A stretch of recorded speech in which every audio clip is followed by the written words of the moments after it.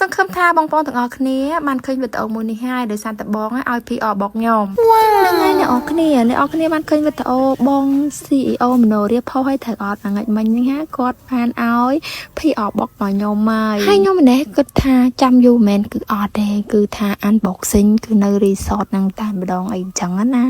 យាយចង់តែថ្ងៃនេះមក unboxing នៅនឹងមកអត់ចាំទៅដល់ទេហេគឺថាចង់បានយូរវៃត្រូវអត់គួយដកបានចឹងពាក្យនេះ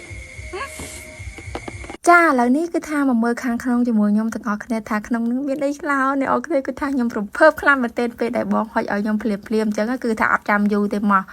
វ៉ាវគឺថាលយខ្លាំងមែនទែនអ្នកអរគ្នាគឺថាក្នុងហ្នឹងគឺមានថ្នាំដូសធ្មេញមโนរាហើយនឹងច្រាសមួយទៀតគឺ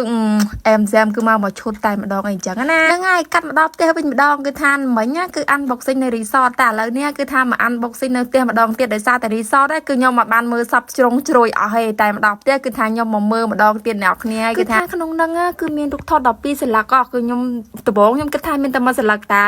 មានរូបថតមโนរាមួយសន្លឹកហើយនឹងមានរូបថត CEO មួយសន្លឹកនិយាយពីថារូប CEO មួយសន្លឹកនេះគឺថា so handsome តែម្ដងហ្មងអ្នកអរគ្នាគឺថាសង្ហា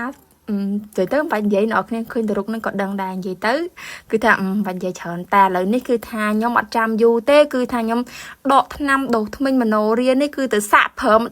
និយាយទៅខ្ញុំទៅដល់មកពីញ៉ាំអីអញ្ចឹងណាឥឡូវនេះគឺថាតែដោះមួយខ្ញុំទាំងអស់គ្នាគឺថាអត់ចាំយូរទេនិយាយពីអត្ថប្រយោជន៍ថ្នាំដូសធ្មេញគឺមានជួយឲ្យធ្មេញសភ្លឺថ្លានិងជួយជំរះកំណកកំបោរជួយសម្អាតធ្មេញនិងធ្វើឲ្យខ្យល់ដង្ហើមស្រស់ថ្លារចនាឡើងដើម្បីថែរក្សាអនាម័យមាត់ធ្មេញឲ្យមានសុខភាពល្អចង់បានធ្មេញសភ្លឺថ្លាបែបជីកុំភ្លេចថ្នាំដូសធ្មេញមโนរា